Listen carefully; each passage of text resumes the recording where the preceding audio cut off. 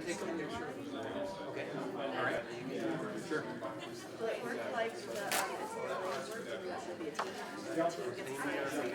She is.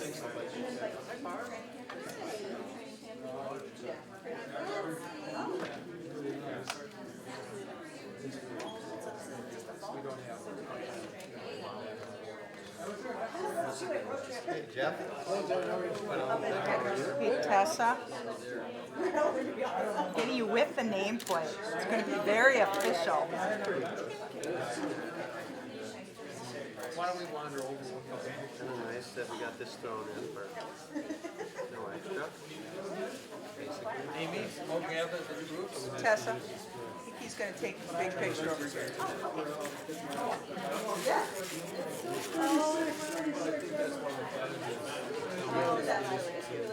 I got a height. Brittany, I got water for you. Original Wasby thing. Well, that's right. Yeah, very good. Next time we'll have refrigerators here with box. You get the picture? That's a good idea. How are you? Good to see you.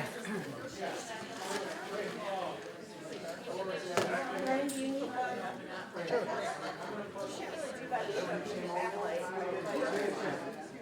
Is this the barbershop group? Okay.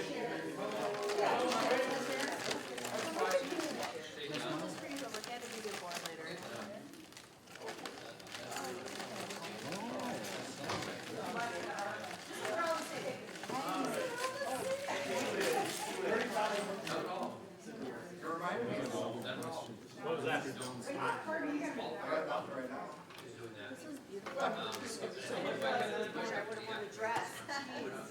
I think it was more of an FYI for you, and now I just can't think what it is. Okay.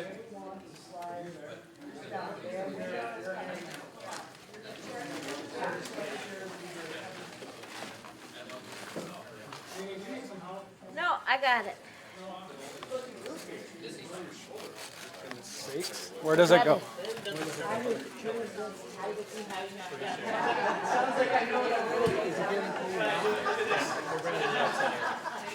So is the outside closed off? I can just, I mean, just by hearing it, kind of gets everybody going.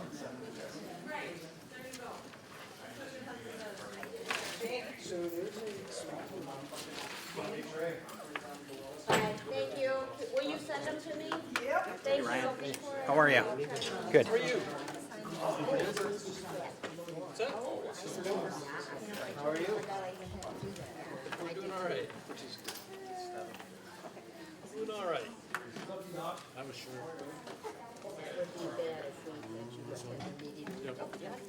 Yeah, it's the one underneath. Thank you. Yeah. Always. It's like riding a bike.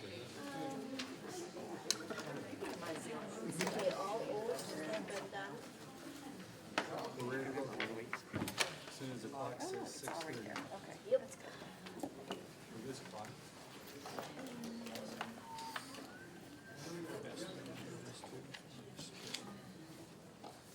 Is everybody ready?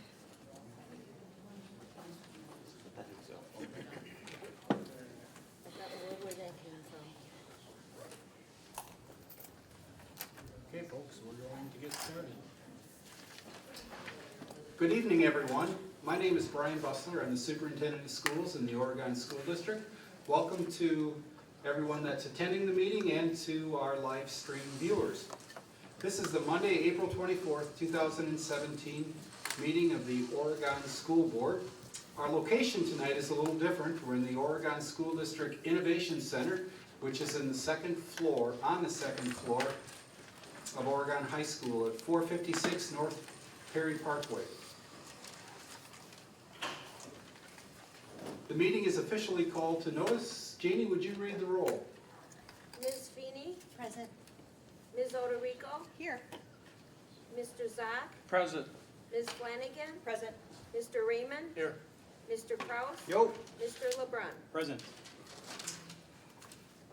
We have 7 board members at tonight's meeting. Janie shared with me before the meeting that our 2 new board members, Tim LeBrun and Courtney Odorico, have completed their oath of office, so they are all set.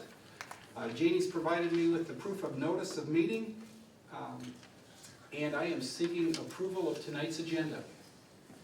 So moved. We have a motion and a second. Janie, do you have that? Okay, yes. We have a motion and a second. Any discussion? Hearing none, all in favor say aye. Aye. All opposed? That motion carries. We have an agenda. Board members, turning to the agenda, item number 1, reorganization. As I mentioned, the board members' oath of office has been completed, so we're off to item 1B, which is election of officers. The table is open for a nomination for president of the Oregon School Board. I'll nominate Steve Zak. We have a motion by Barb Feeney to nominate Steve Zak. Do we have a second? Second? We have a second by Courtney Odorico. Are there any other nominations for office of Oregon School Board President? Any other nominations for office of School Board President? And lastly, any other nominations for office of School Board President? I move to close the nominations and cast a unanimous ballot for president for Steve Zock. We have a motion by Mr. Kraus. Do we have a second to that motion? Second. A second by Mr. LeBrun. It can be roll call or ballot. We can do roll call or ballots. Do we have a preference? Roll call. Roll call. Janie, would you please read the roll? Ms. Feeney, Yes. Ms. Odorico, Yes. Mr. Zak, Yes. Ms. Flanagan, Yes. Mr. Raymond, Yes. Mr. Kraus, Yes. Mr. LeBrun. Yes. Welcome to our school board president, Steve Zak.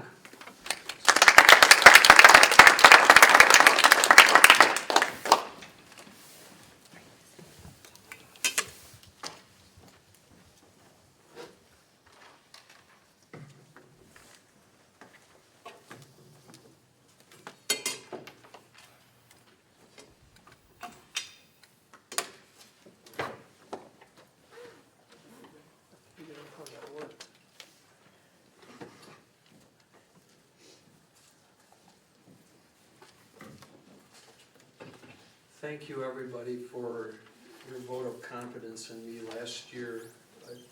Having been on the board for 17 years, I told the group last week that I was training that I thought I was prepared to be school board president after 17 years, and it was a learning curve that I didn't expect. So thanks for bearing with me, and I hope this year is a little smoother sailing for me. So anyway, look forward to great things this year. The next item is to elect our vice president, so I'll entertain nominations for vice president. I nominate Barb Feeney. Is there a second for the nomination of Barb Feeney? Second? Second from Ms. Flanagan. Are there any other nominations for the office of vice president? Are there any other nominations? Are there any other nominations?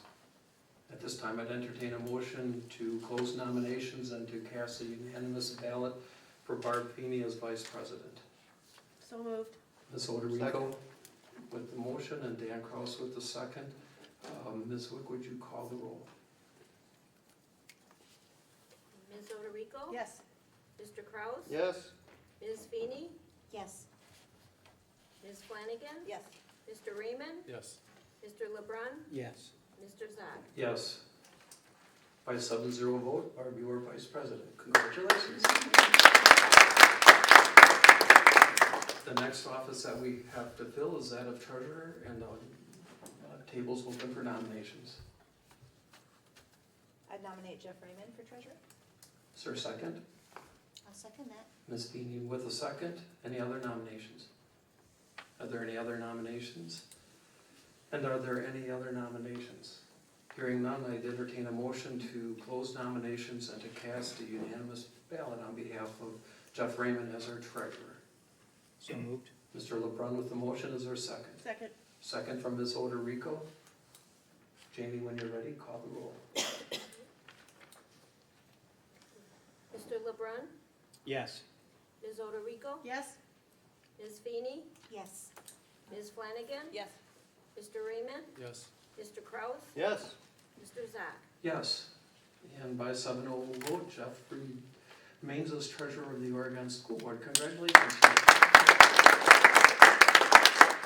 And our final position, elected position, is that of clerk, and I'd open the floor for nominations. I'll nominate Krista Flanagan for clerk. Ms. Oderico with the motion, is there a second to that nomination? Second. From Mr. Kraus, are there any other nominations?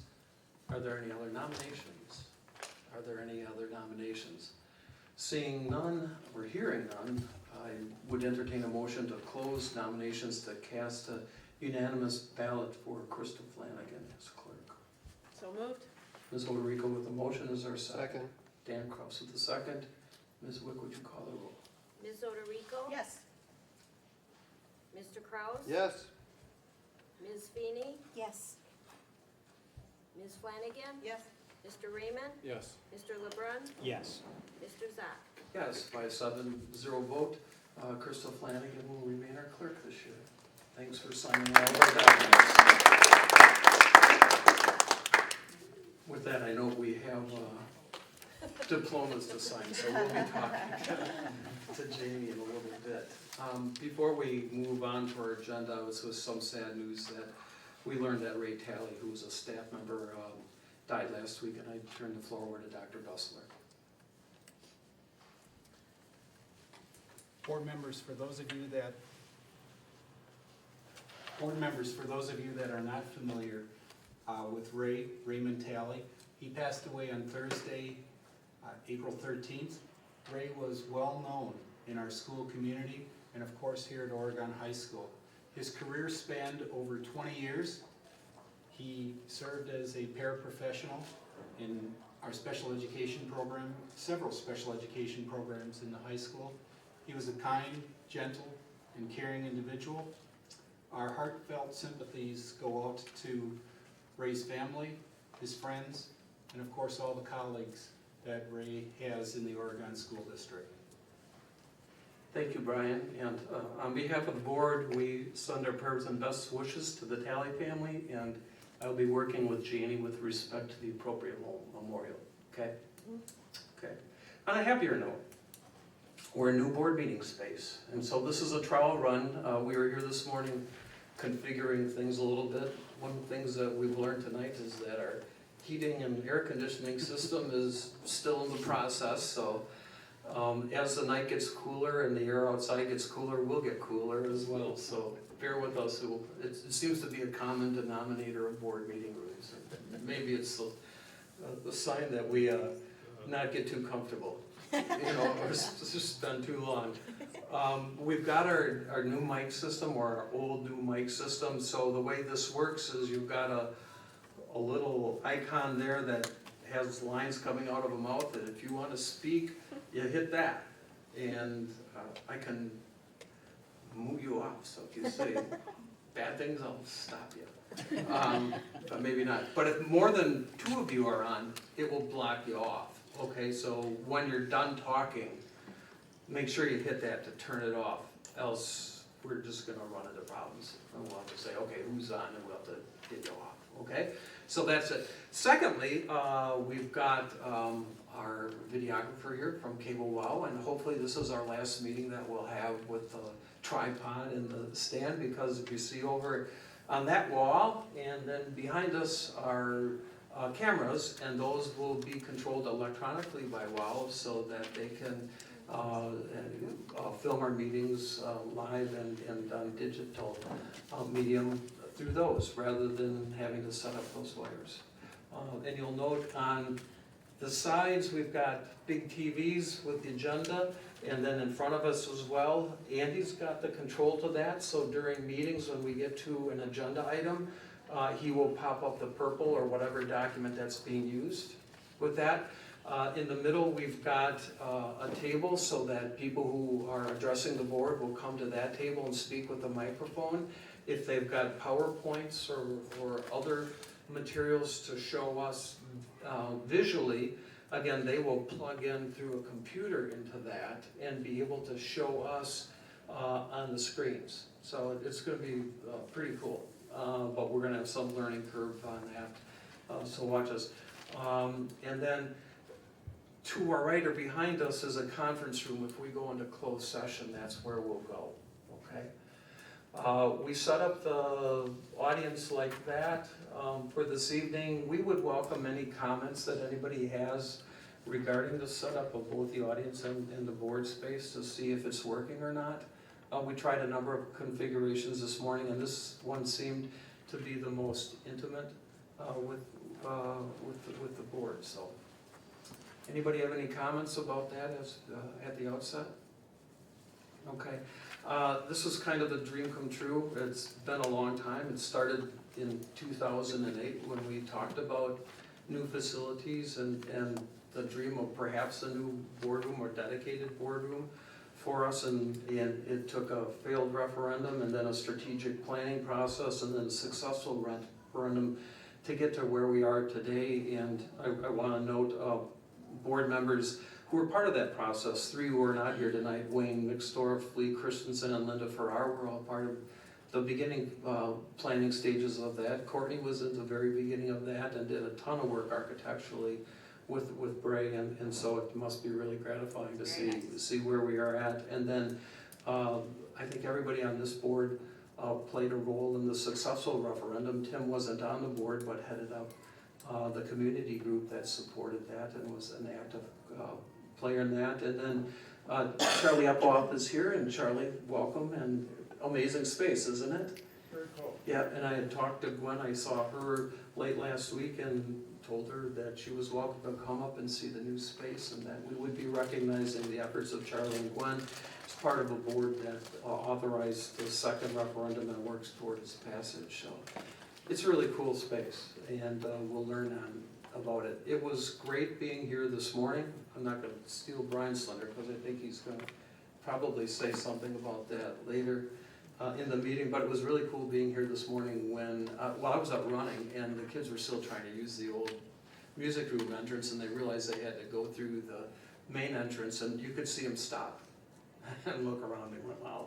And then when we were here setting up, they were doing the first gym classes, and so watching them in gym class and then going into the weight room in the physical fitness area and see how that's being used as classroom instructional area, it was really, really cool after watching it grow all these months. So great to be in a new space, and so we have work to do, folks, so let's move on with it. Item A, consent calendar. Is there any item on the consent calendar that any board member wishes to remove? Seeing none, I would seek a motion to approve the consent calendar. So moved. Mr. Raymond with the motion, is there a second? Second. Dan Kraus with the second. I would note as a form of discussion that we have 3 donations tonight. One is from Tracy Rattle to purchase Usborne checks for the staff at Brooklyn, and that will allow us to order $500 extra in books because of the grant, so thank you to her. And that was a $1,000 check and donation that allows us to do that. We also have an anonymous donation from the Summit Credit Union in the amount of $1,380. I'm not sure how it's anonymous when we have that, but anyway, we have a donation from Summit Credit Union in the amount of $1,300, $1,380 for personal learning initiative. And then we have a whole slew of Oregon community scholarships, and I'm not quite sure, is this the group that's, can you tell us a little bit about that?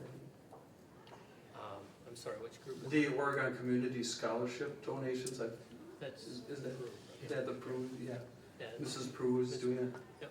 So we have a whole slew of folks, the Shavies, the Markhams, Chad and Rebecca Miller, the Guards, Mid Central Electric, Bob and Karen Everson, Bob Everson, Ron Schroffnagel, Tom and Lori Stair, Tammy Mandarino, Bill and Angie Gerlach, the After School Clubs, DP and K Inc., Southern Wisconsin Foods, Greg Hoffman and Jeremy Ace have all donated to the Oregon Community Scholarship, and right now the total for that fund is just short of $4,000.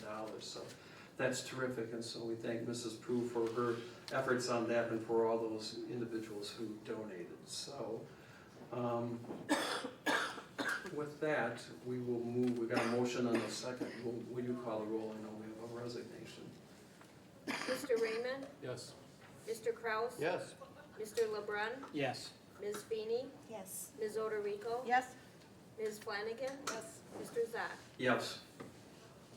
Consent calendar agenda items are approved by a vote of 7-0. Moving on to section B, communications from the public.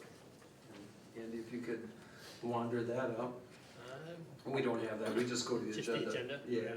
Board Policy 1804 has established an opportunity for the public to address the board, and if there's any member of the public who wishes to address the board, we'll provide 15 minutes for them. Any member of the public registered, Jeannie? But I see Charlie. Come on up to the table, Charlie. Thank you. I may even occasionally come back with a poem. But tonight, what I wanted to do is share with you, We're gonna turn this on so I hear it on the TV. I want to share with you something I came across this morning on Facebook that seemed very timely and appropriate to the discussions that are now going on at the legislature regarding funding for public education. It's a statement by John Kennedy at Vanderbilt University in 1963. And I thought I would share that with the board. I think it's something worth giving some reflection. If the pursuit of learning is not defended by the educated citizen, it will not be defended at all. For there will always be those who scoff at intellectuals, who cry out against research, who seek to limit our educational system. Modern cynics and skeptics see no more reason for landing a man on the moon, which we shall do, than the cynics and skeptics of half a millennium ago saw for the discovery of this country. They see no harm in paying those to whom they entrust the minds of their children a smaller wage than is paid to those whom they entrust the care of their plumbing. But the educated citizen knows how much more there is to know. He knows that knowledge is power, more so today than ever before. He knows that only an educated and informed people will be a free people, that the ignorance of one voter in a democracy impairs the security of all. And that if we can, as Jefferson put it, enlighten the people generally, tyranny and oppression of mind and body will vanish like evil spirits at the dawn of day. And therefore the educated citizen has a special obligation to encourage the pursuit of learning, to promote exploration of the unknown, to preserve the freedom of inquiry, to support the advancement of research, and to insist at every level of government the improvement of education for all Americans, from grade school to graduate school. And I thought, this is really an appropriate time to sort of reflect on what commitment we're able and willing to make in terms of the future of our state, our country, our children, for whom education is such a critical piece. And I thought I would also ask or encourage any of you who have not already taken the opportunity to contact members of the Joint Finance Committee who are currently in the process of deliberating on a budget for the next 5 years. To let them know your feelings and sentiments with regard to the importance of public support for education. Thank you. Thank you, Charlie, and I'm sure we're going to be hearing from you in the future with respect to your efforts on behalf of public education. You sure will. Yep, and we'll actually accept poems too. So the policy doesn't prohibit them, so. Thank you. Is there anybody else from the public who wishes to address this board this evening? Anyone else from the public? Okay, seeing none, we'll move to item C on our agenda, information items and OEA report, we have anyone from the OEA here to report? Don't see anybody. Student report. And Tufsa, you had a big week last week, didn't you? I did. Okay, so we're anxious to hear about it, including the prom. Yes, okay. So- Can I use the microphone? Yep, you go ahead and Hello? Oh my gosh. you gotta go check 1, 2, 3 with a drum beat in the background. Okay, so for the past few months, I've talked about how I have been in the process of organizing a community service based week.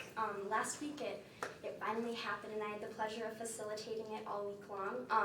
It was known as Let's Make a Difference Week, and I honestly just could not be any more excited and proud of how well it turned out. Monday was our fundraiser for the Oregon Food Pantry construction, because they're building that new facility. So we had a Zumba instructor, her name is Trish Marks, her daughter Cheyenne is an alumni from the high school, actually, she graduated last year. But so Trish Marks came in and she brought some of her ladies from her class that she teaches weekly as well, and we ended up with $224 to donate to the food pantry for the funding towards their construction. It was a super fun night. I actually am working on putting together like a collaboration of videos and photos that I'll have played next meeting, so that you guys can kind of see like big picture like what this all looked like. But so Tuesday then I took there were 2 sessions, so I had I think it was like 28 students or so that in total that all came to the River Food Pantry, which is on the east side of Madison. And the first session was amazing, as well as the second session. The first session was like distributing produce. The students just had such a fun time with it, and I think it was just very humbling for them to kind of witness certain things that they otherwise wouldn't, and they were able to form connections with people they otherwise wouldn't have. And the second session went just as well, if not even better. There were a few students actually that really surprised me, that they actually got forms to sign up to volunteer at this place again in the future, which I absolutely loved. The second session had the opportunity to serve a meal, like the dinner, to the less fortunate, and that was just very humbling. Then Wednesday, we had some environmental community service opportunities that the senior class participated in. So we had about, I'd say 35-ish students go to the middle school and help with the forest cleanup. So they pulled honeysuckle, they helped build the trail, and Mr. Penites and Mr. Howard and Mr. Marr were all there to help facilitate that as well. And then we had a second group go along the highway and the roundabouts kind of towards MM and 14, and we had a highway cleanup happen there. That was really cool, and the kids actually had a lot of fun with that too. Thursday, then I took a group of, I'd say like 15 to 20-ish students to the Heartland Farm Sanctuary, and that's in Verona. And this was one of the funnest days, I think, out of the entire week. The kids got to help clean up like the farm and like rake hay and all sorts of fun stuff. But but they got to like play with the animals. There were goats and llamas, and it was just, it's a beautiful area out there too. So I think that the students really enjoyed that. And then Friday, which is probably my favorite activity out of all of them, we hosted a senior citizen prom at the Gorman and Company building. That was from 5:30 to 8, and we had a swing dance band, and it wasn't the largest turnout that we had hoped for, but that's okay. The couples and senior citizens that were there had an absolute blast, and the students, what I loved about this day was that the students, they kind of had the opportunity to form a better connection with the citizens of our community, and I don't know, it was just really great to see. I mean, the students danced with the senior citizens, and there was a couple there. The man was 87 years old, and I don't know how old the woman was, but they still swing dance like all the time, and they were so good, and they taught the students all these steps, and it was just a really fun time. So that's kind of like a overview of my week, and I'll show you guys a video the next week, but I'm still working on that. But so that's just kind of what happened, and it was amazing. So. Thanks very much. Any questions at all? Pretty hard organizing that, isn't it? You get to appreciate what seems so simple on the surface takes a lot of work, and I know you've been reporting to us for several months now on the lead up to it, and I remember seeing you, the last meeting, you were pretty harried. Yeah.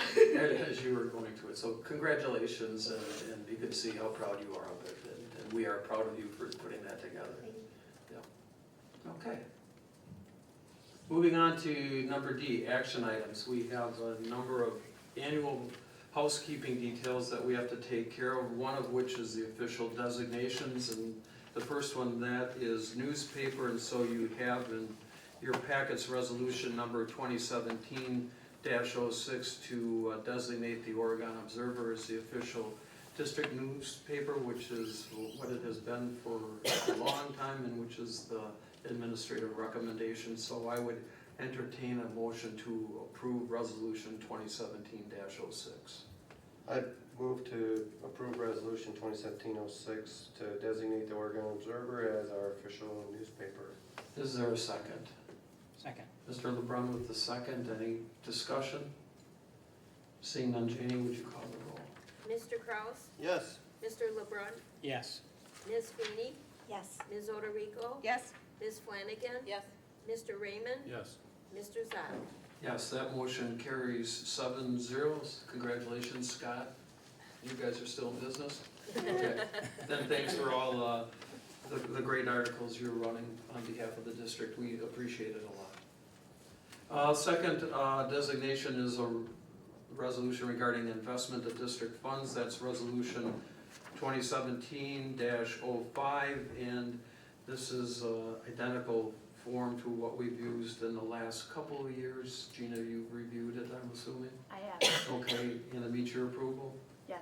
Okay, Mr. Wyland, that meets his approval, so I'd entertain a motion to approve resolution regarding investment of district funds number 2017-05. Is there a motion to that effect? So moved. Mr. Raymond makes the motion. Is there a second? Second that. Okay, Ms. Feeney with the second. Is there any discussion? Seeing none, Janie, would you call the roll? Mr. Raymond? Yes. Ms. Feeney? Yes. Ms. Oderico? Yes. Ms. Flanagan? Yes. Mr. Kraus? Yes. Mr. LeBrun? Yes. Mr. Zak? Yes, that motion carries 7-0. The third designation on the agenda tonight is for depositories.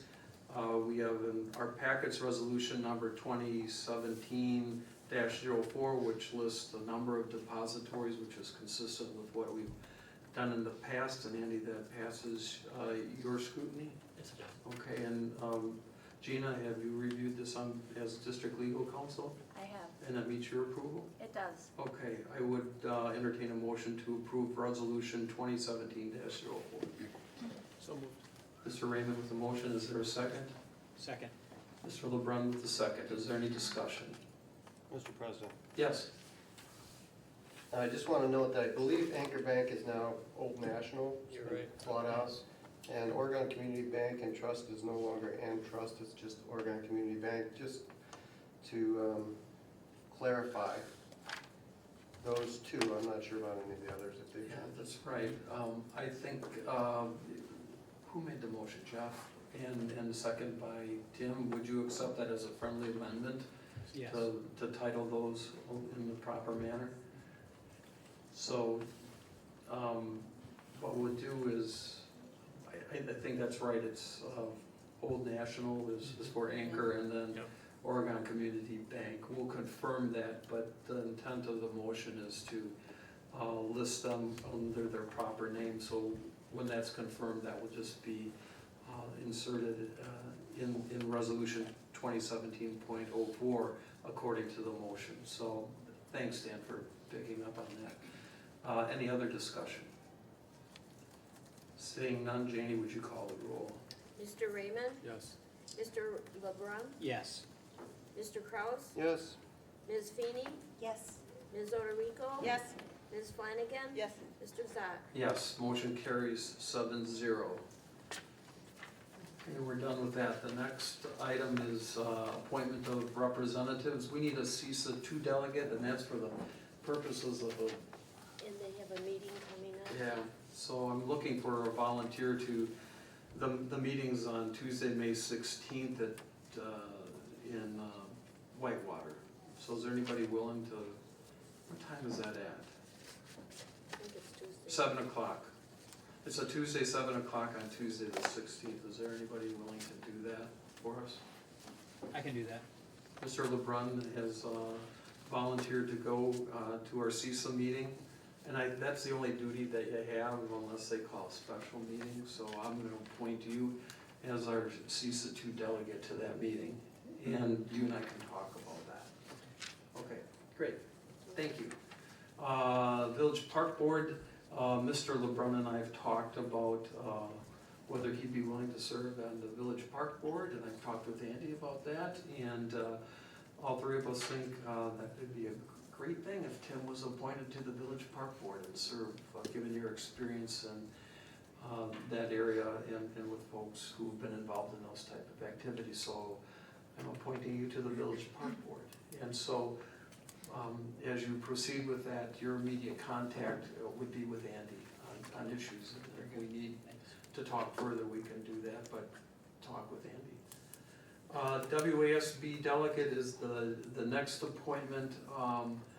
My thought on that is, I don't know that we have to appoint that right now. It's just have somebody to serve as a delegate and to notify WASB as we approach the convention in January for that. So my thought was to withhold that designation until we get closer in time and see who's attending, and we can look at what the afternoon looks like and see who's willing to forego, you know, the regular sessions to be the delegate. So unless anybody has any objections to that, let's just wait to see how that transpires, and as we approach that, we're gonna get the resolutions from WASB, and when we get those in, we'll start talking about who's the WASB. Okay? Yep. Good. It's not on the agenda, and the policy allows the board president to appoint committees. We have 2 standing committees, vision and policy, so here are my thoughts regarding that, and absent any serious objection that I hear this week, these will be our standing board committees. Visioning committee would be Jeff Raymond, would continue as chair. Barb would move from policy over to visioning committee. You've been on policy for a number of years now, and have been attending vision, so I think having you as a voting member of visioning would be a good change of pace. And you've done a great job as policy chair, but I'm trying to mix things up a little bit and give people a lot of experience. And then Courtney, welcome back, and I'm gonna put you on visioning. Policy committee, Krista will be chair of that committee, and Dan and Tim will serve on that. And you guys have got a lot of work to do this year.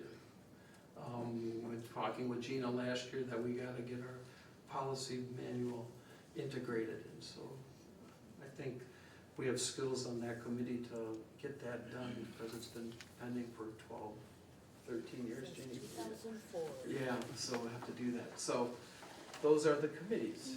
And what has been pretty much the practice over the last year is, because we only have 2 committees, people who are not on a committee and want to attend show up and participate in that as well. They're just not voting members. So we'll have Janie notify all of us as to when those meetings will be, and we can post them so that we have a quorum of the board present for those if people want to show up. Okay. Next item on our agenda, D3, is approval of the pupil non-discrimination report. And Gina, I think this is yours, so you have the floor. Thank you, and I'd like to ask Candace and Mike to come up to help me present this report, but I'll give a short introduction while they're coming up to the table. This is a requirement that we have to fulfill from DPI, that it's in the administrative code that once every 5 years that we need to do a self-evaluation about how we're doing on pupil non-discrimination. And for this report, they asked us to look at 3 areas. 1, methods, practices, curriculum, and materials used in counseling. 2, trends and patterns in school district support of athletic, co-curricular, and recreational activities. And then trends and patterns in awarding scholarship and other forms of recognition. And so this has been quite the project for us. I just want to send a special thank you to our student services staff, to Kay Benninger, to Katie Heights, and Laura Krebs that did a lot of work in compiling data for us to review. In terms of the process, the staff helped us compile data. We did a draft report. We posted a notice on our website asking for community input into those 3 areas. We also emailed parents and guardians and invited them to our policy committee meeting on April 18th to provide feedback on this report. And we also asked that if anyone had feedback, if they couldn't attend the meetings, to send that feedback to me in those 3 areas. And so I just want to send a special thank you to Barb Feeney, the policy committee chair, because she did a wonderful job of navigating the report and the meeting, and also to Krista and Charlie, who helped make the report better. We did have parents that attended that meeting, and I think we had a really wonderful discussion, and they gave us their input and places for us to improve. And so you'll see their feedback in the recommendations. So with that, I am going to turn it over to Candace to get us started. So since it's been in your packet, I'm just gonna go through a few of the highlights that we did. So one of the things that we did was took a look at last year's, or the report from 5 years ago and before that. The last time we did this report, the emphasis was a little bit more on bullying and harassment, and we made a number of recommendations regarding that. And then we also had some trends that had been established at that point. Some of them reflected the mental health needs of the district, so an increase in anxiety, an increase in depression, those kinds of things. So a number of things that we did since then have been continued. One is the process of PBIS and RTI. Those programs both have components of culturally responsive practices included in them, and that was one of the things that had been a recommendation to address disproportionality as well as disciplinary issues. So we are continuing with those practices. We've had quite a bit of turnover in our student services department over the last couple of years, so we need to go back and every once in a while do some trainings in those areas and just refresh ourselves on those culturally responsive practices as part of those processes. We also have done a lot of work, as many of you know, in the mental health area. And one of the things that we wanted to accomplish with that is to really look at what we can do to reduce the barriers so that all of our students are able to access the curriculum. One of the things that we had discovered was that we had a number of students who were not able to access services in the community. So we have brought mental health services into the buildings so that all students are able to access, whether their parents can take off of work or get them there in the evenings, that kind of thing. So we've spent a lot of time on mental health, and that has been a priority for the district. We also looked at our curricular areas, and we've implemented things like Second Step. Some of those purchased curriculum materials already have sort of a prior sense of approval for lack of culturally biased materials. So we've implemented Second Step curriculum at the elementary level. And at that level, it really teaches about lack of bias and self-regulation and empathy and those kinds of things.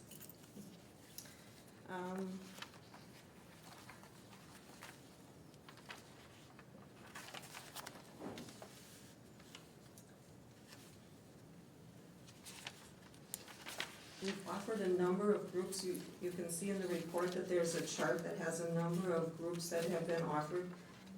We've added some counseling time within the last couple of years. The board was supportive when we said we had gaps at various levels in our services, and we've added some counseling so that we could address the groups. And those groups have been primarily targeted at the roam corners and intermediate levels, and has helped to address some of those issues of self-regulation, anxiety, and making sure that students are able to access the curriculum. One of the trainings that the student services, the counselors in particular, participated in this year was with respect to data. They took a data class, and that is a place where they felt it was really important to look at how do they include students in groups, and then how do we look at the demographics of those groups and the effectiveness. So that's an area where they just had some recent training, and that's really a recommendation for the future, is to really promote the monitoring and tracking of the data and the effectiveness of the interventions that we're doing. So we will continue to look at that in terms of Infinite Campus, but also programs like EduClimber, which has been something that the district has been looking at to track and monitor some of those areas that we haven't been as efficient in with Infinite Campus. And I think those are some of the highlights from the counseling area. I'm going to turn it over to Mike. Thank you. I have a couple just kind of highlights. We're very encouraged with our participation numbers in both athletics and activities at both the high school and the middle school.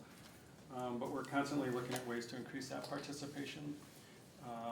Ms. Flanagan and I are working with the Youth Sports Task Force, and that's one thing that we're going to do. One thing that we're going to look at is if there are barriers that our middle school students have to participation, and if we can take down some of those barriers, that would be helpful. So, as always, we're always in a continuous review and process and trying to update things as best we can and have as many of our kids participate in whatever they so choose.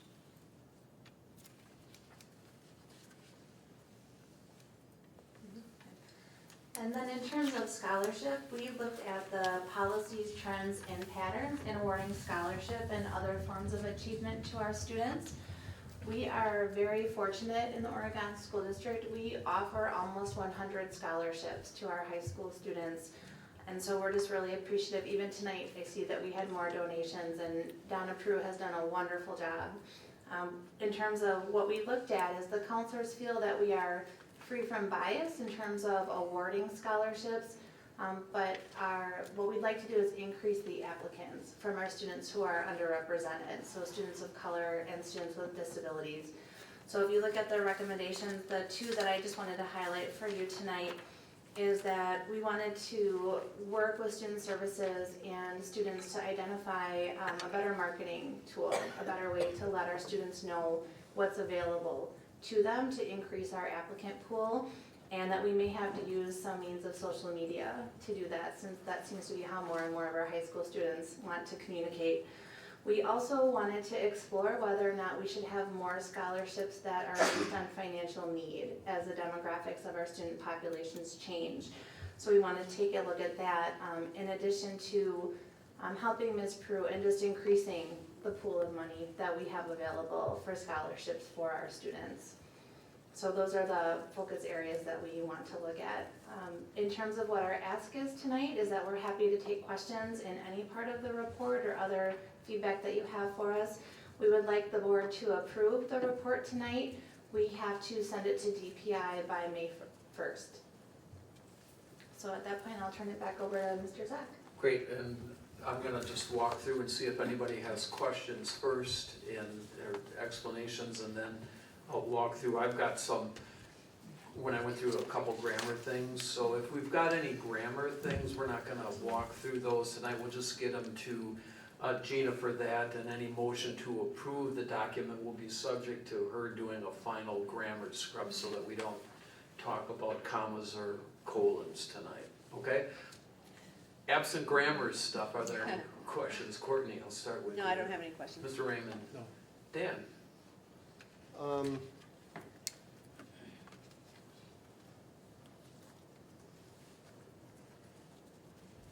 No. Okay. Krista? No. Barb? No. Tim? I have one question. Gotta hit your little speaker thing.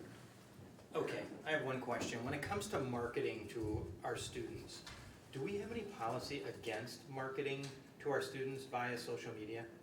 Where we have essentially a user list that we market out to with, a traditional marketing software system like Constant Contact or something like that? Do we have any policies in place that govern what we can and cannot do?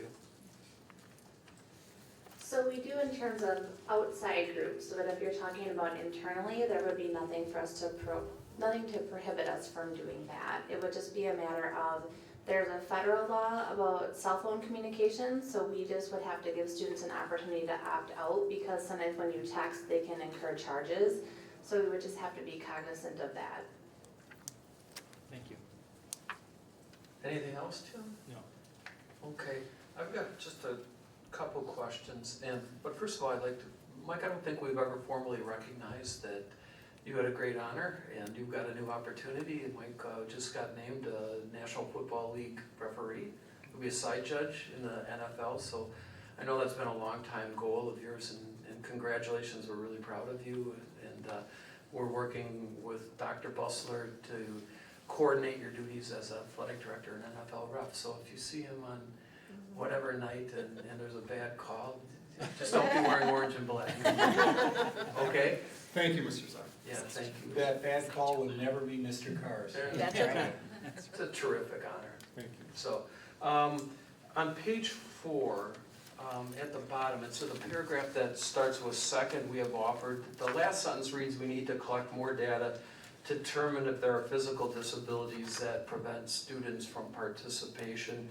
Do we need to add mental disabilities? I mean, are we just examining physical, or does it also include mental disabilities? I think we want to look at the participation of all of our students with disabilities. You gotta, are you on? I thought I was on. Yes, you are. Okay. I think we want to look at the participation of all of our students with disabilities. Mike and I were talking about that earlier today, as a matter of fact, because it isn't just the students with physical disabilities that we want to encourage to participate in curricular and extracurricular sports. Yeah, and so my only suggestion would be that we clarify in that sentence to add mental, so that we're broadening the scope of what we're looking at. The second question that I had was in the athletic and co-curricular area. The one thing that is unique about Oregon in the Badger Conference for sure, but I think the greater Madison area is we don't charge a participation fee for our athletes. And I think if we're talking about equity issues, that goes right to socioeconomic issues and equality. You know, that's a significant point that I don't want missed in the report. So if at some place we could add that, because the read of this was disability and ethnicity oriented, but I'm wondering whether or not it also encompasses socioeconomic. I know we as a board have been starting to explore that, so if anybody could weigh in on that for me.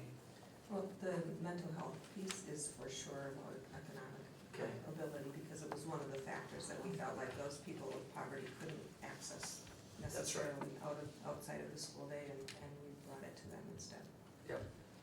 So my only suggestion would be to add a sentence in the athletic and co-curricular that we don't charge a participation fee, and that one of the bases for that is we believe it's curricular in nature, and we want to, we don't want to chill out participation based on socioeconomic status or inability to pay. Okay. And thank you, we will definitely add that in. And just to let you know, that was not one of the factors DPI required us to look at, and that data is extremely confidential, so there were a lot of people that went into this report, so, but we will be looking at that. Great. As a smaller group. That makes a lot of sense. And we did address that as a policy committee as well, that point. Good. And I just know. In terms of socioeconomic. Yeah, I just know because I've been involved with the boosters, and I was talking over the weekend with folks about not having a participation fee, and the sentiment amongst our students, parents who are in athletics and co-curriculars, is they do understand what a benefit it is in this district not to have a participation fee, because they talk with other districts where they're being charged $200 to $400 plus for their child to participate in co-curriculars. They don't have that here. All right, Tim? Mike, you probably know what I'm gonna say. I'd be remiss if I didn't mention that, I know you mentioned a number of times that there is not a participation cost. to our athletes. I would be terribly remiss if I let it pass without mentioning that hockey pays a significant participation fee. And if I didn't remember, I assure you I would be reminded. So our son was in hockey. There is a big participation fee, at least from my perspective. And so I just want to make that note. Yep, thanks for correcting me on that. Seeing no more questions or clarifications, then I would entertain a motion to approve the report that's before us, subject to grammar editing and the couple items that were mentioned during discussion. Also move. Okay. Second. Oh, is this coming from policy as a recommendation? Okay, so coming from policy and the recommendation from policy, it doesn't need a second, so the motion would be on behalf of policy to approve the report to DBI of the self-evaluation report. Any discussion on that? Thank you, Gina and Mike and Candace, for your work on this. I know it's a requirement that we have to do this, but I hope that evaluating the data guides us and provides us with information that's useful Steve? as we move forward. Dan? I'm sorry, before we pass by on this, I just wanted to note that access to the internet is really something that is very necessary these days in order to get an education, and especially in this school district. Something that was brought to my attention by my 6th grade daughter, who was doing her homework, and we have internet at home, but she, and I don't know why, brought up the fact that not everybody does, and it makes it very difficult for some people to get their homework done. And I would love it if the school could come up with some sort of a way to get people internet access at home through a program or through some grants or through internet scholarships or something like that, because it really, with the way that things are done now, all on Google Drive, and my 6th grader has plenty of homework, and it's all got to be done through the internet. And that is a significant issue for, I think it's somewhere near between 6 and 8% of our students in this district. So I think it's important to try to include that, at least for the future when we consider these things.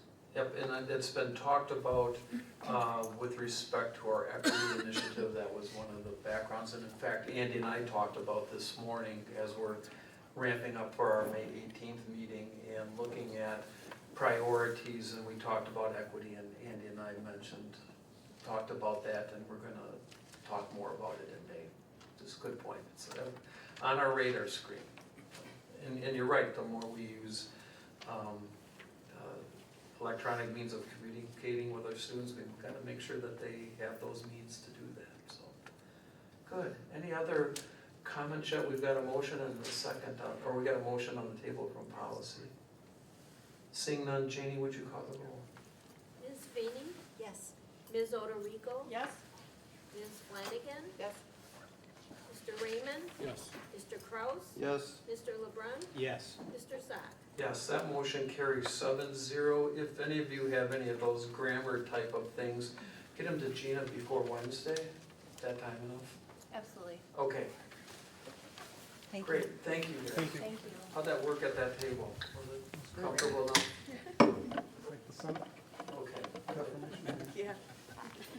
All right, that takes us to the item D4, 2017-2018 staffing plan, and I'll turn that over to Brian to begin with. And then we'll have a presentation, then I'll ask if anybody has any questions or clarifications. We'll walk through that and then go from there. I have what I believe are a few short comments. I'll let you be the judge of whether they're short or not. First, thanks to Gina and the A-Team for their work in sifting and winnowing through the staffing plan.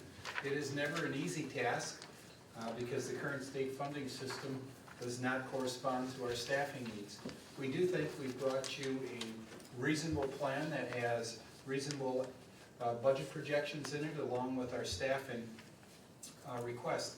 You'll notice that there are two new appendices. First, Appendix 3.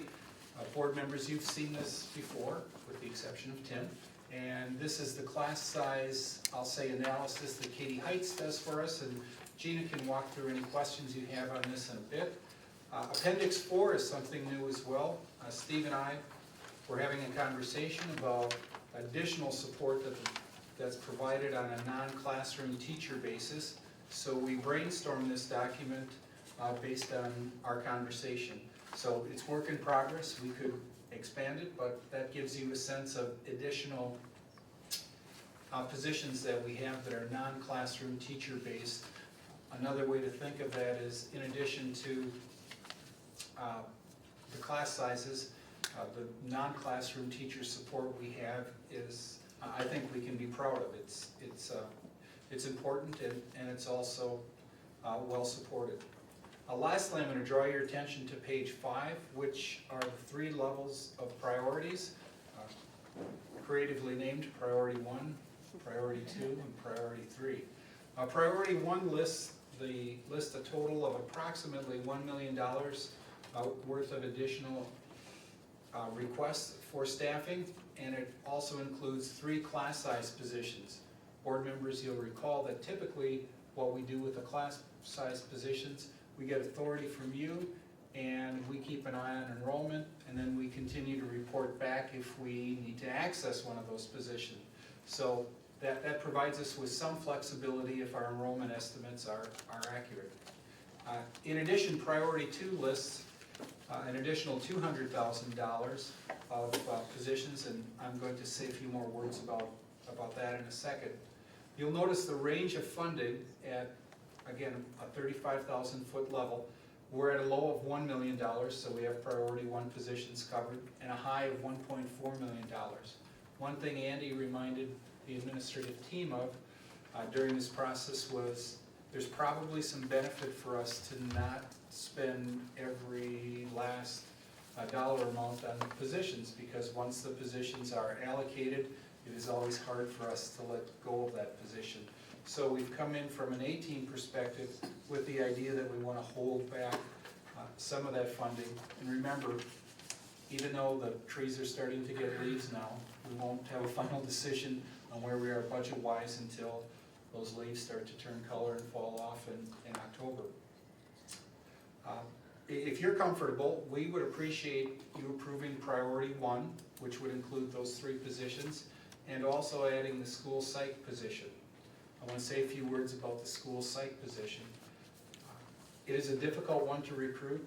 It's one that we have not added additional time to over the last several years. We do feel like we're pressed to the limit with our current school psych time, and we know if we go with a posting in late July or early August, because the school psych pool is similar to the technology education teacher pool, it may be tough for us to get quality candidates. So that's an additional $80,000, which would raise us to just under 1.1 or just over $1.1 million. Still would provide us with not spending all of the projected revenue that we're looking at. I can say more about the other Priority 2 positions if you wish, but Question for you. yes. The school psychologist position, is that a district-wide, is that somebody who would float amongst buildings, or is that specific to a site? Actually, the way, Candace and Gina will correct me if I'm wrong, we have a number of partial positions that are school psychs right now. So this .8 is looking K-12, and we may divvy it up by, I don't think we're hiring a .8. I think we're going to add sort of some marginal expense to certain positions to fill out those school psychs, which is the most cost-effective way. I think that's where you're going with your question. It is the most cost-effective way to do it. Gina, did I get that right? You did. I'll ask Gina if she has anything to add before we turn it back to the board for your discussion and decision making? I don't. I just want to clarify then, what administration is seeking this evening is approval of the first priority items on table 2, which is on page 5. With, what you're really doing is shifting the school psychologist's second priority and making that a first priority. I mean, Yes, what we promised the board from last year was, we'll bring you sort of 3 sections of priorities. But in essence, that's what we're doing with the school psych position. Okay, and with respect to the 4th grade Netherwood and the kindergarten or 1st grade Brooklyn, we're setting aside those dollars right now, but if you're going to fill those, you're coming back to us to fill? Yeah, we're going to come back to you and report where we are in terms of class sizes. Okay, to get authorization then to fill that, but we're reserving budget dollars right now. Yeah, we'll do it either way. If you guys want to give us authority to fill it if we hit a certain budget limit, or if you'd like to hear about it, it makes no matter to us. We are not greedy. We just want those 3 positions if the student enrollment wants it. Okay. Everybody understand the administrative recommendation? I'm going to go through and start over with Tim and walk through specific questions now. Tim? I just think it would be nice just to hear about where we're seeing spikes in registration. And so rather than, I'm not saying we want to wait until you actually put those dollars into those positions. I think it'd just be nice to hear that, sure enough, we exceeded the registration in these couple of classes, and so we're going to need those dollars.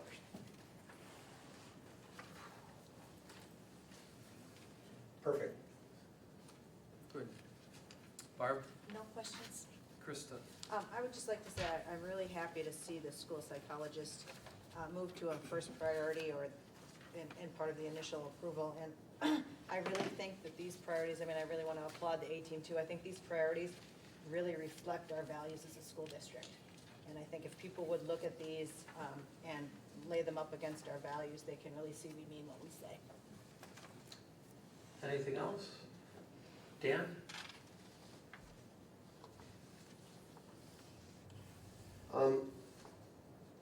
I think it's great. I think all of first priority and the school psychologists are a great idea. I would like to see some sort of a number though, even if we are doing reallocation for the communications director. Are we talking about a half-time position, a full-time position? You know, what's the idea behind the communications director? I'd like to have a more robust discussion about, I agree that we need this communications director, but I'm not sure that we're all on the same page as to exactly what that means.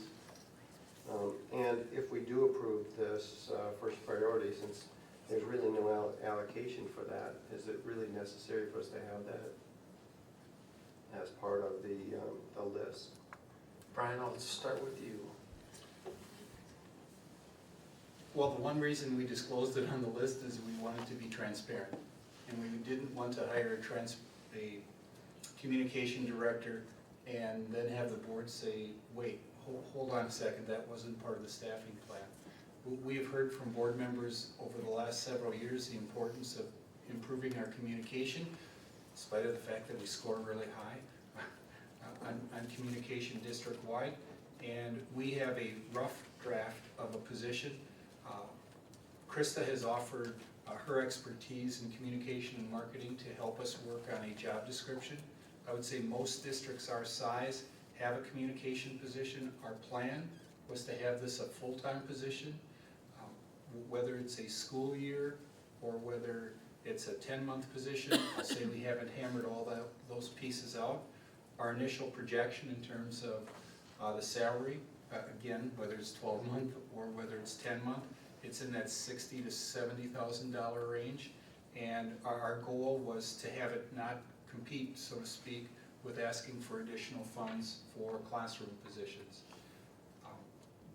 We've talked about it for a couple of years. We could put it on hold again, but we also know the communication and the messaging part is such an important part of what we do and the success that we've had with recent referenda.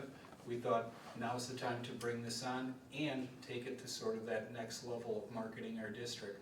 I think many of you know we have close to 280 students, 280, almost 300 open enroll students from other districts. That is a stream of revenue. I would pass out in the chair if we lost 280 or 300 open enroll students. So I'd be happy to have a more detailed conversation. I think we would need a little time to really pin down every piece of that position description. But I'm happy to do that. We haven't spent a lot of time outside of the draft because we wanted to check the temperature with the board before we finalize it. So the purpose that you see behind this position then would be marketing to people who aren't already in our school district, or families who don't have students in our school district, or communication as well with the students and families who are in our school district, or even with the general populace in our school district about priorities or happenings in the school district.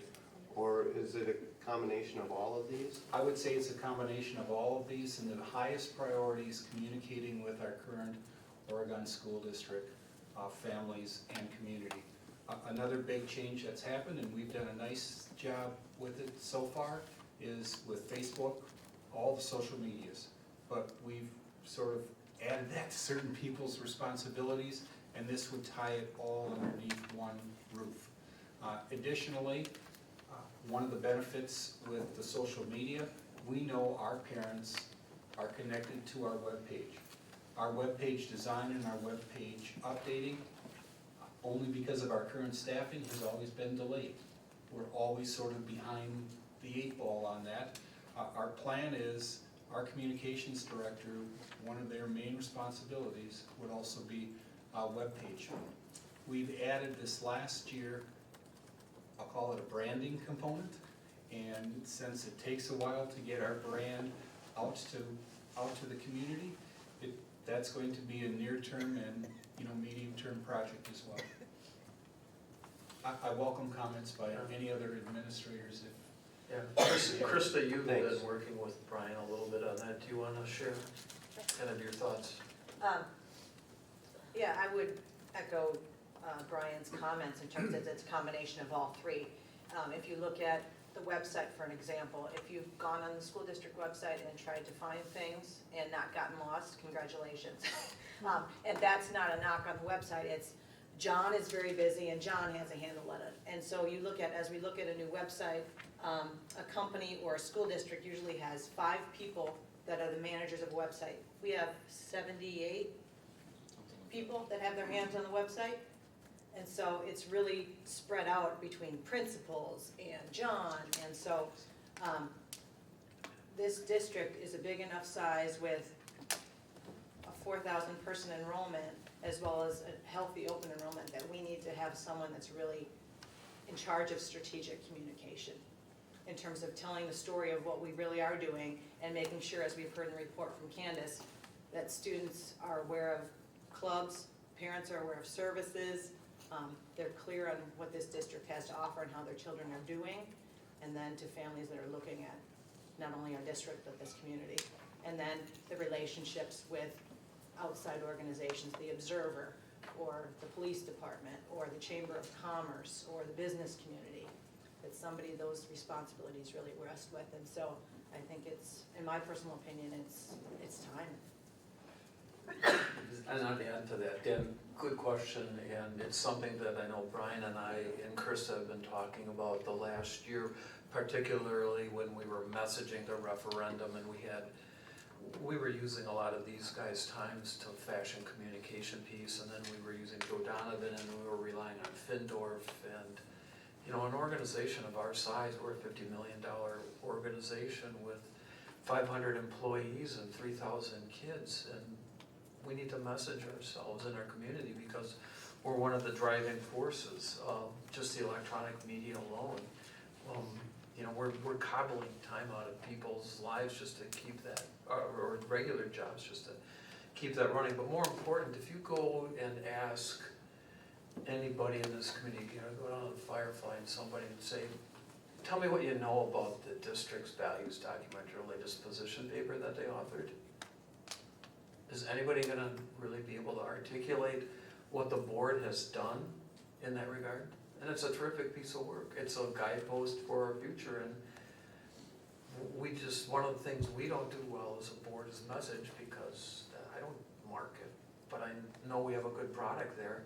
And it's gonna become even more critical as we work in implementing that, because some of the things that we're talking about doing is a change from the current paradigm. And when you change educational paradigms, you get reaction back unless you've communicated why we're doing that and the rationale for it and where we're headed. Something we didn't do very well with the initial part of grading with it, if I would look back on that, we were way ahead of the curve on that. I think we were right, but we didn't educate well on it. And that's, you know, if we're looking at doing some of the things we're looking at in our paper, we need to have someone assist us with getting that message out ahead of time and staying out of the curve rather than behind. So hopefully that gives you some idea. Yeah, I just wanted to reiterate that none of the idea that this is necessary is new to me. In fact, I brought this to the board 4 years ago, saying that we needed a communications person. And I just wanted more information about what the administration's idea about that was, and what the position was going to entitle, and how many full-time equivalents or proportions of that were included. So I think, you know, most of this trying to tell me why we need this is really not necessary. I just had some specific questions about that. And also regarding that, I'm concerned that if we do a reallocation, then we're losing something in another area, because I don't think we're running a really loose ship here. I think that a communications director is worthy of some extra output as far as our finances go. Because if we trim in one area, that means we're going to be losing in one area. And I'm curious, very curious as to where we think we can lose in order to gain this a full-time position. I've had Gina and Andy working on that, so I will yield to the two of them. So we've been working on a number of things. One of the places to fund the position would be through attrition. So I can't share more details about that tonight because people haven't announced. But in the, you know, when we have staff retire, we often don't hire people at the same level. So we have sometimes significant savings through attrition. So that would be one component. And then Andy's also been looking at other budget areas to see where we could have additional funds as well. So I'll look to you if you want to talk about that, Andy.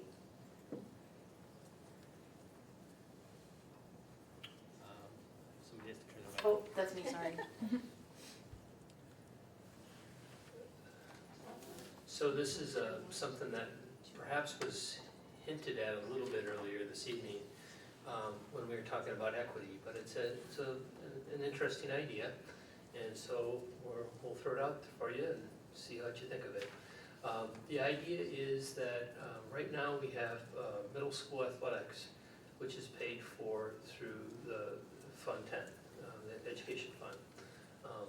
Many school districts have decided to look at funding that a little bit differently, not by charging fees, but by making those programs a community-based, community education product or program. By doing that, you do a couple things, and the reason that I brought that up with the equity report was that it would provide us some additional funding sources for providing transportation, for instance, and other clubs that could be provided for our students at RCI. If you're familiar, we don't really have any many clubs. We have some clubs, but not many clubs at RCI, and our offerings at the middle school are also fairly limited.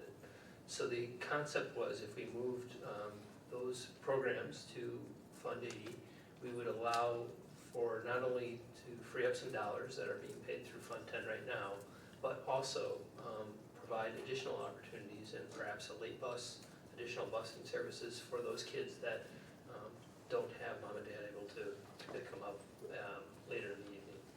So that's kind of roughly the idea that we've been talking about, to free up some additional dollars in addition to the two other things that Gina mentioned a little bit ago. So what I'm hearing relative to funding the communications director is that specifics aren't available in terms of where that reallocation comes from. Number one, because we're involved in personnel issues right now that we're not gonna talk about that. And number two, we've got a potential other source of those funds that we'll have to discuss as we go through the budget processes, whether we reallocate that fund from Fund 10 to Fund 80. But the motion tonight, if it would approve, would be to express a desire to create that position and then to fund it on a zero basis for a neutral sum game basis for determination as we move forward. Yes, I would just add to what Gina said about the attrition. We are not looking at classroom teachers or teaching positions, just to clarify that for the board. We're looking at who we perceive instructional positions, sort of classroom teachers, teaching licensed position, and then support staff positions are the other side of our operation. That help? That helped, Dan? Yes, thanks. Great. Anything else, Dan? Okay, Jeff? Just one question. So the chances of our budget increasing exactly $1.125 million is pretty slim. So if our budget increases less than that amount and we can't fund all these positions, or if we have more money than we expect and we can maybe start looking at things on the rest of the second priority list or third priority, is administration going to make those decisions, or would you come back to the board to discuss that? The way we've always looked at authorization from the board, if we're able to hit the number at 1.2 or a little higher, we are good to go. If it ends up that we're less, and I will say it's unlikely we will hit it at $1.2 million. It is either going to be higher or lower. The likelihood of it being exact is really, really small. We do have what I've referred to, and some of you have heard me say, when we have enrollment-related positions, they're on the watch list. So we're going to come back, and Tim's expression that he'd like to know, if and when we're going to add a position that's on the watch list from an enrollment standpoint, we clearly come back and tell you. We'll have a little better guesstimate in terms of what we think may happen at the legislative level in June. And usually we come back in June, and sort of our last opportunity for class size is in the month of July. That's when we really have to lock in our enrollment, lock in our projections, and make sort of our final guesstimate. You'll recall when we made an error in our final guesstimate back in July a few years ago, when kindergarten enrollment skyrocketed after we made our final estimate, and we had high kindergarten class size for the whole year. And the class size just caught us by surprise. We hope that doesn't repeat itself, but we are not waterproof on making a mistake with a class size estimate. So I think the short answer is yes, we'll come back, let you know where we are. Anything else, Jeff? Great, Courtney. You just asked my question, so. Okay, good. Thanks, Brian, for pulling together that data on the auxiliary services. I went through and kind of did a short graphic that for board information, just show you, because we've been talking about class sizes and the standards, and one of the questions was,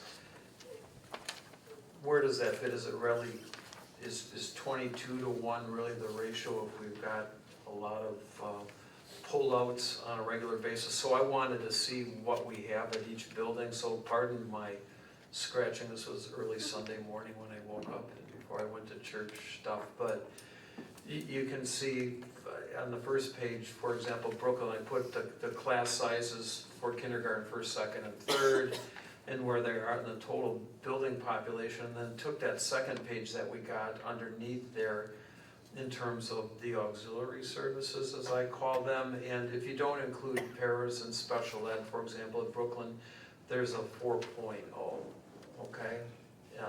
There of specialized assistance in literacy, math instruction, and reading. And then the same thing for Netherwood and Prairie View. And then I did the same thing with RCI, OMS, and OHS on the second page, just to get a sense of where we're at. What was interesting to me is that when I went through the staffing plan for the high school, we have a lot of classes in math and English of different natures, and I wondered about that. Why don't we just have like English and one algebra and all that sort of stuff? If you look at the staffing, we're really using the pullouts and the specials that you see at the lower levels. That's being handled by the classroom teachers in special classes, I think, as you go through. So that kind of answered that question for me. But I think as we move forward over the years, we need to look at does 22 to 1 still mean the same as it did 10 years ago, where before we had a lot of literacy coaches, math coaches, or do we go higher? I don't know the answer to that, and it doesn't mean that I'm being critical of the 22 to 1 or suggesting that the teachers aren't doing as much work now as they were in the past, because I know that's not true. But as we move toward a paradigm, which I see us doing, of retaining specialized teachers to work with segments of a building across classrooms, that saying 22 to 1 is the same as it was 10 years ago might not be the same. And my thinking on that, I raised that question last time when we saw the recommendation that we're gonna have 2 math coaches. So in math, we're building, like we did in literacy, that another level of intervention.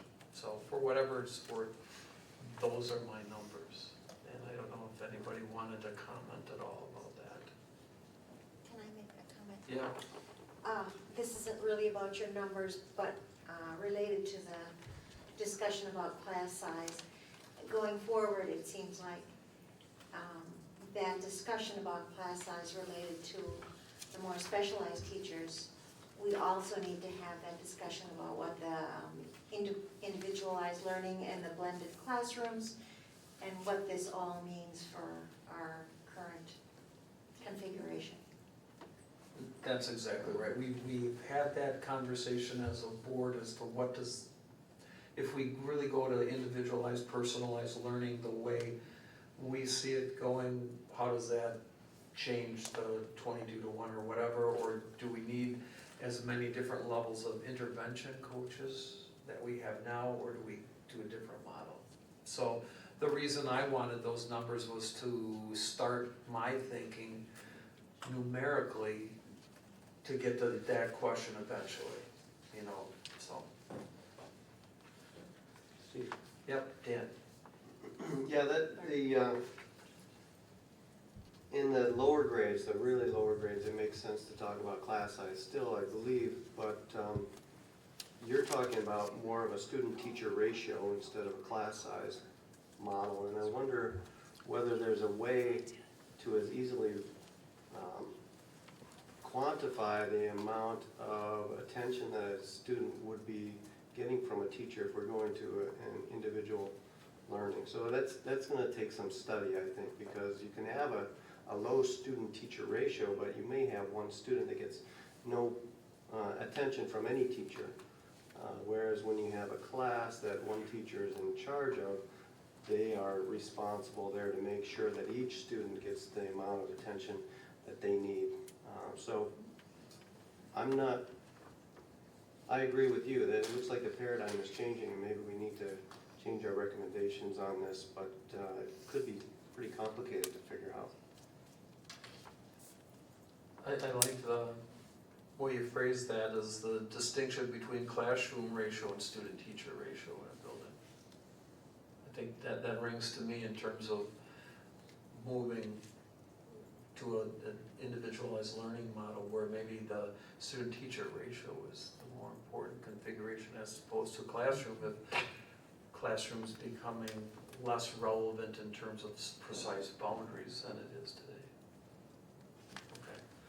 So that, we'll need the recommendation right now is to approve the first priority level that would include school psychologists with the understanding that the communication directors and reallocation subject to working that out in the budget and through personnel, and that the fourth grade NKE and kindergarten or first grade Brooklyn are coming back to us depending on class or student growth.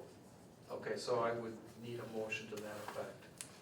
I move to approve the staffing recommendation with the first priorities plus the school psychologist positions. Is there a second to that motion? Second. Mr. LeBrun makes the second. Is there any further discussion on this?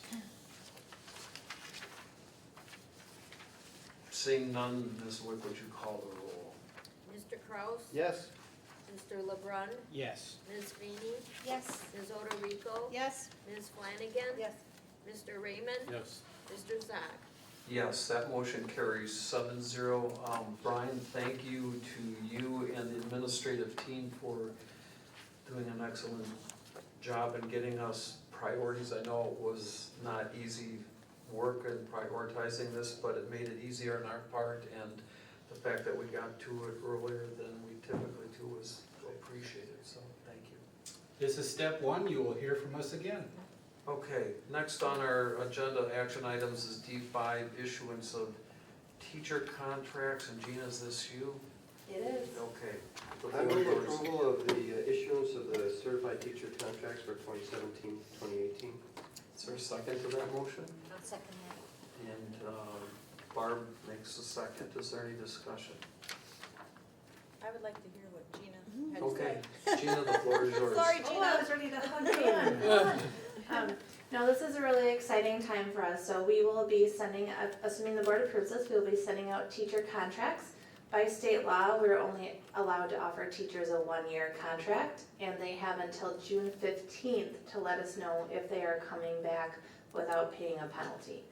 So I know teachers are anxious to get them, and I'm probably gonna jinx us, but at this point, we have the fewest resignations at this time of the year than we've had in the 5 years that I've been here. So knock on wood, I haven't just jinxed that part. But so if you approve this tonight, then we will send out contracts as soon as we get them signed. So I'll need to touch base with Krista and Steve to see if you want to sign them or if you want to do electronic signature. Any questions? Seeing none, we have a motion and a second. Is there any further discussion? Seeing none, Janie, would you call the roll? Mr. Kraus? Yes. Ms. Feeney? Yes. Ms. Oderico? Yes. Ms. Flanagan? Yes. Mr. Raymond? Yes. Mr. LeBrun? Yes. Mr. Zock? Yes, motion carries 7-0, and Gina will talk about how we want to do that.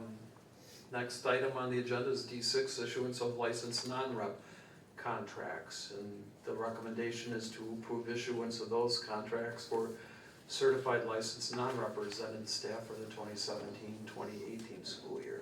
Yes. So this is the group that is required to have a license from DPI or that they do have a teaching license, but they are not part of the OEA bargaining unit. So that's why we call them licensed non-represented. Is there a motion to approve issuance of those contracts? I'll move approval. Ms. Oderico makes a motion. Is there a second? Second. Jeff Raymond with a second. Any further discussion? Seeing none, Ms. Wick, would you call the roll? Ms. Oderico? Yes. Mr. Raymond? Yes. Mr. Kraus? Yes. Mr. LeBrun? Yes. Ms. Feeney? Yes. Ms. Flanagan? Yes. Mr. Zock? Yes, that motion carries by 7-0 roll call vote. Next item on the agenda is D7, issuance of administrative contracts, and we had previously extended Brian's contract through June 30th of 2019, and I believe, well, what is the recommendation here? Since this involves my contract, I will turn it over to Brian. Dr. Bustler. Just like the other contracts that you have, this is a recommendation for the board to approve the issuance of contracts for administrators for the 2017-18 and 18-19 school year, consistent with Wisconsin State Statute, Chapter 118. Is there a motion along those lines? I move to approve the issuance of contract for the administration for 17-18 and 18-19 school years. Is there a second to that motion? Second? Ms. Oderico with a second. I just want to point out that that motion is slightly different than what's on the purple because we added the 18 and 19 school years. Yes. You're covering my mistake. And that's consistent with recommendations from Dr. Bustler regarding that. You always cover our mistakes, we have. That's a team. Okay, any further questions? Ms. Wood, would you call the roll? Mr. Kraus? Yes? Ms. Oderico? Yes. Ms. Feeney? Yes. Ms. Flanagan? Yes. Mr. Raymond? Yes. Mr. LeBrun? Yes. Mr. Zach? Yes, motion carries 7-0. Next item on our agenda is D8, the Dane County New Teacher Project, 660301 contract, which is similar to what we've done in the past and gets renewed at this time of year. Any explanation, Brian, that we need in addition to what's in the packet? This is for Dane County schools and Dane County schools only. The Dane County superintendents oversee this, and the project is run at the Wanakee School District. We've been members of this for years and years. It's really the same traditional approach that we've had, so we recommend your approval, and it's for the 17-18 school year. Is there a motion to that effect? Also move. Ms. Feeney with the motion, is there a second? Second? Ms. Flanagan with the second, any discussion? Seeing none, Ms. Wood, would you call the roll? Ms. Feeney? Yes. Ms. Flanagan? Yes. Ms. Oderico? Yes. Mr. Raymond? Yes. Mr. Kraus? Yes? Mr. LeBrun? Yes. Mr. Zach? Yes, motion carries 7-0. Last item on the action items list, D9 is a renewal of our girls ice hockey co-op agreement for 2017-2018. And this is similar to what we've had in the past, right, Mr. Carr? Yes. Okay, and so we just need to renew this for the WIAA and to participate with these other districts. I'll move to approve. Ms. Flanagan with the motion, is there a second? Second. Mr. LeBrun with the second, any discussion? Seeing none, Ms. Wick, would you call the roll? Ms. Flanagan? Yes. Mr. LeBrun? Yes. Ms. Feeney? Yes. Ms. Oderico? Yes. Mr. Raymond? Yes. Mr. Kraus? Yes? Mr. Zach? Yes. The motion carries 7-0. That takes us to discussion item, committee reports policy, that will be changing. And we had, your last session, Barb was working with the report that we just approved, so. Yep. Okay. So Crystal will be looking for you to schedule a meeting and work with Gina on agenda and reporting back to us. Vision Steering Committee, that's Jeff, anything to report? Our last meeting was 2 Wednesdays ago.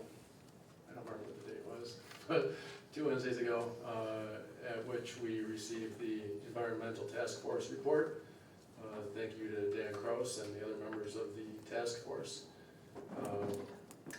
We discussed it. It was officially received by the Vision Steering Committee, and discussion as to how recommendations are implemented will be ongoing. Our next regularly scheduled meeting is the 17th of May. Don't yet have an agenda for that meeting. However, there's a good chance we'll be having a special meeting of the Vision Steering Committee before then to discuss next steps in implementation of the board paper. If folks remember, back in November, December, we started talking about potential changes to school day, and that discussion expanded into general implementation of the board paper. We discussed having Mr. Jim Rickabaugh help us go back to the school leadership teams to figure out the best way in which to do that. And I think Jim and Brian have been talking, and they might have some ideas for us. If Dr. Bussler has any comments he'd like to add, feel free. We're excited about sort of a three-part proposal that Jim and I have been working on since February. Part one would be some informational gathering and doing some focus groups with all of our school leadership teams and gathering data on what's our future look like, what's the best way for us to make changes and improvements. And I'd say that all fits underneath the concept that has been long-standing in the district, and that concept being continuous improvement. Secondarily, we've had some conversations at the Vision Steering Committee about doing a book study on the 5 levers of learning. And we're thinking about, Steve has a copy, and I got 3 copies, 4 copies. any board members that don't have a copy, we'd encourage you to pick one up and buzz through it. It's actually a pretty quick read, and it talks about the 5 different levels of learning. Jim Rickabaugh happens to be one of the co-authors of the book, so we'd like to do that book study with our school leadership teams. And then lastly, work on something called scenario planning, which is a continuation. You'll recall the Vision Steering Committee brought a recommendation to the board that really transfers what I'll call it power and authority and knowledge to the school leadership teams to bring back an implementation plan in our annual goal report. And last year was our maiden voyage with that. And this year, you'll hear in October when we do our annual goal report how year 1 went, and then also our iteration for year 2 in terms of those implementation plans. To me, the hallmark of that piece is the collaboration that's being done at the building level, at school leadership teams, and they are driving the bus on our continuous improvement and our school improvement. So I'm really excited about this. Had an opportunity to visit with Steve and Jeff today to give them a more detailed update. And Jim and I are excited to come back to the Vision Steering Committee. We'd invite all board members to come to that. We're sort of shooting for this being a 5:30 or 6:30 meeting, so Jim doesn't have to get up at 4 a.m. From Milwaukee and drive over for a 7:30 meeting.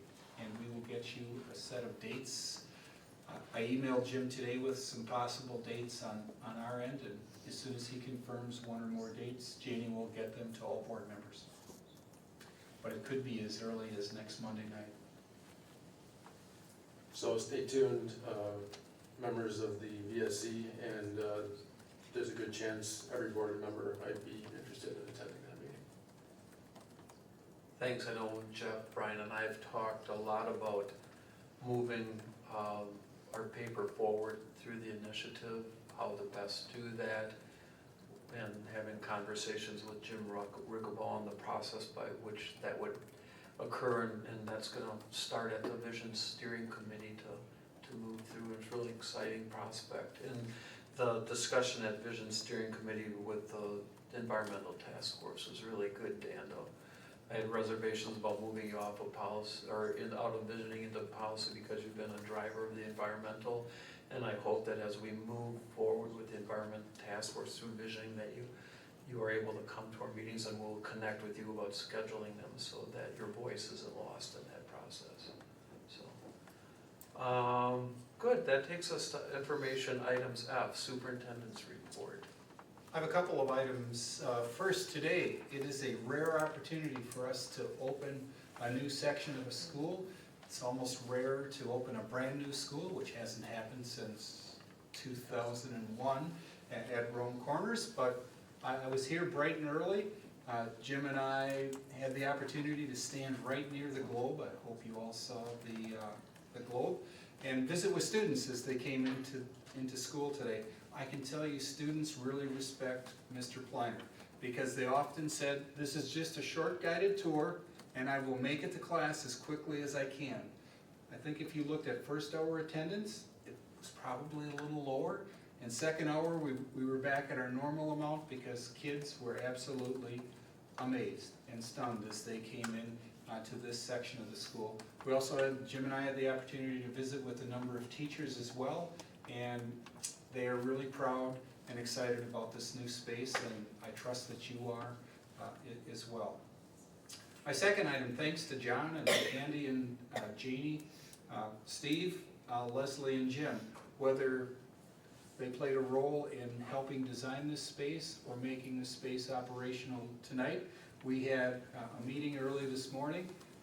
We learned that we can hold 128 chairs, and we have enough tables. This looks like a college lecture hall. We weren't going to set it up like a college lecture hall tonight. We tried to give it a homey perspective. I'm not sure if we got it perfect. At one time we had 2 tables here, and then we realized board members were too far from each other, or what we perceived as too far from each other. So give us some feedback. We'll continue to work on this and make sure that we're utilizing this space in the best way possible.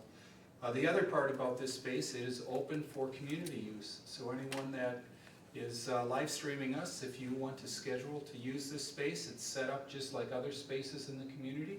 It's free of charge. You just need to schedule for it. And of course, buildings can, while it's right here in the backyard of the high school, all 5 of our other schools are welcome to use this facility at any time. We hope you like the name we selected, Innovation Center. I'll see if I get my directions right. On this side of the table, it is Innovation Center North, and on my left side, it is Innovation Center South. And I guess when That's it's open, really innovative. it's just Innovation Center. A third item, an experience that I had on April 12th. There are a lot of Dane County schools that are working on STEM centers. And Jim and Mike and I had the opportunity to visit to the Forest School District. Once a year, all Badger Conference superintendents, high school principals, and athletic directors get together.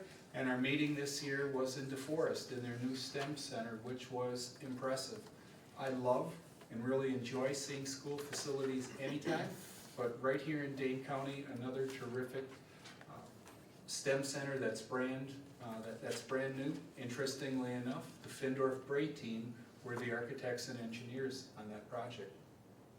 This Wednesday morning on April 26th at 8:30, board members, if you have flexibility, we will be in the Innovation Center again, meeting with our bus drivers at their annual recognition breakfast. It is always fun. There are lots of interesting stories that get told by our bus drivers and contractors. So if you have an hour, or even if you only have 15 minutes and you'd like to stop by, I know they appreciate that very, very much. The Superintendent Spring Conference is coming up, and this year it happens to be right here in Madison. And I have 2 opportunities to speak at it. I think you will love these topics that I'm going to speak about. I'm on a panel for the first day. I'm going to be meeting with first-year superintendents, and it's providing leadership when expectations conflict. I did not come up with that topic, but I was invited to come and speak about it, so I'm looking forward to that. And then on Thursday, I have 2 sessions. You'll notice this as well: board superintendent policy and operational issues. I'm working with someone that many of you know, Drew Howick, and Drew asked me and 3 or 4 other superintendents that have done some work with the Howick group and done work. I don't work for Drew. We've hired Drew, and he's come in and done some work with us. And you know his expertise is on policy governance, and so we're doing a policy governance session on that. This Sunday, Jim and I will be at the Waunakee School District in the afternoon at the Badger Conference Top 10 Awards. This is a little later than typically they are. It's usually in early April. And this year it's April 30th at the Waunakee High School. Earlier this evening, I met with over 200+ parents in the PAC, and it's for our incoming kindergartners. So that's always a fun program. All the elementary administrators, all the K-4 administrators had an opportunity to visit with parents as well. And I have not seen Shannon because she is hosting tonight our incoming 7th grade orientation for parents and students at the middle school. And remember those transition points that we talked about years ago with Dane County United Way? That is a big transition from 4th grade to RCI in an intermediate school. And I'll say even a bigger transition from RCI to the middle school, just because of the age of students, and then the important and critical transition from a middle school to a high school.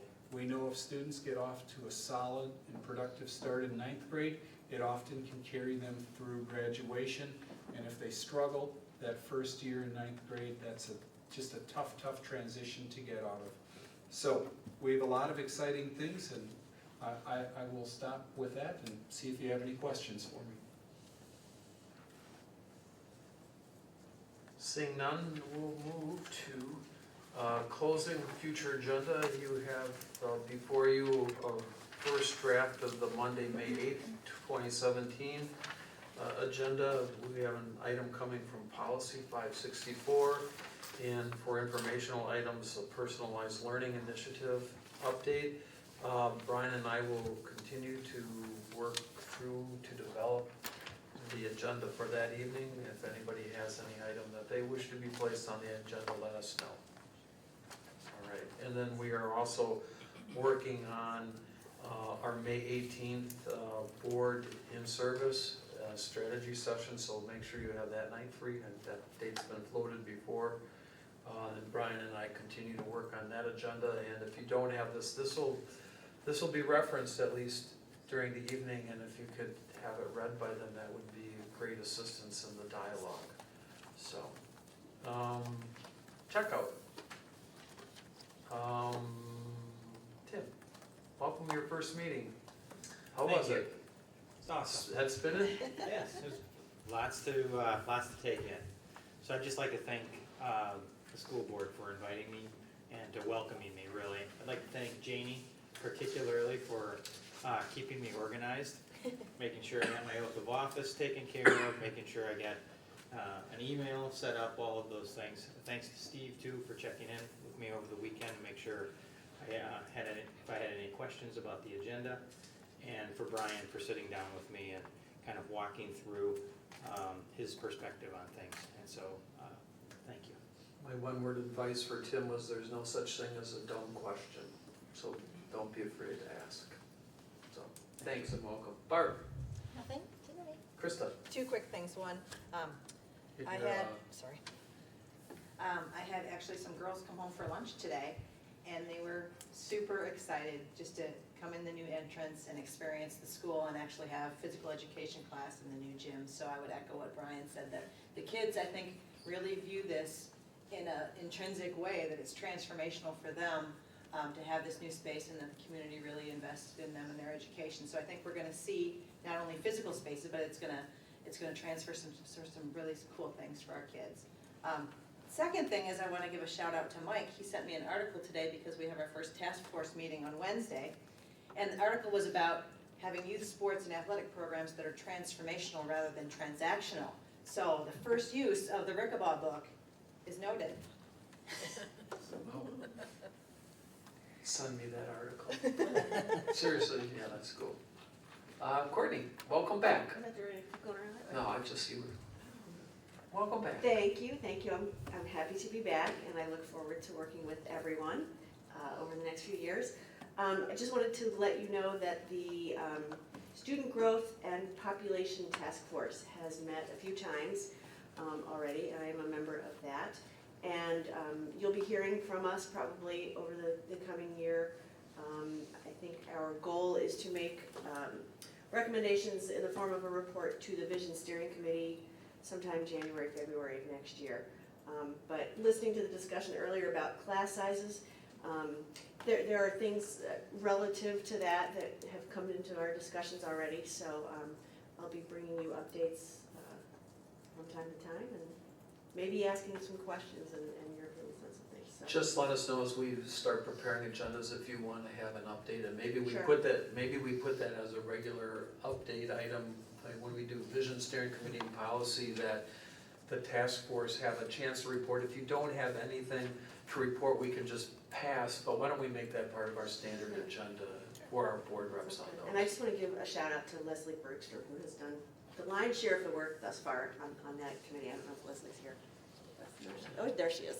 So we look forward to talking more and delving into that topic in the next couple of months. And you have a big weekend, so could you share just a little bit about what's going on? Okay. Yes, I am chairing once again the JDRF Spring Gala here in Madison. That's about 600 folks attend, and we do a lot of fundraising for research for juvenile diabetes. I don't know if you all recall, but I have a daughter who has type 1 diabetes, and so I've been very active in JDRF, and this is a program that's very near and dear to my heart, and I'm looking forward to a wonderful event. Some of you might be coming, I hope, and I'll let you know how it goes, but it's Saturday, so this is a busy week. Yeah, it's an amazing event, and you do a lot of work, so thank you. Oh, well, thank you. Jeff? Appreciate it. Dan? Nothing. I have two things. One is, I think back here is going to be a logo, and that's in the process of being designed. So we're looking at some enhancement to the wall space, but there will be some Oregon-related logo behind us. So the last thing is, just felt really good tonight in this space, but I would welcome your comments. And as we were talking about how people enjoyed the new section of the building that had opened up, you know, somebody who's carried a big load for that's been Andy Weiland. And the burden that you've had the last 18 months to make sure this is seen through fruition, really much appreciated. We know it's been a really stressful year, and to see the smile on your face this morning, or this weekend when I saw you with Ann touring, and how happy and proud you were of it, and that's well earned. Thanks.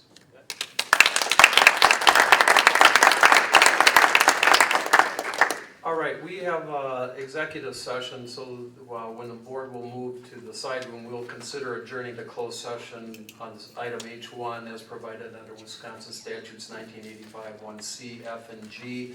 We're not going to be coming back into open session after that. We'll adjourn from that point. So we'll make that motion to go into closed session once we move there. It's 8:23. If we could get there by 8:30, I'm thinking that would be a half hour to 45 minute, maybe a little bit longer, but that's the kind of session we're talking about, just so we get some judges. So we have a half hour. You could hear the half hour change. Yeah, I did. Okay, so let's get in there by 8:30ish, okay? Thanks, everyone.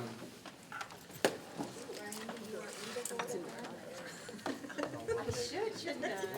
Well, of course.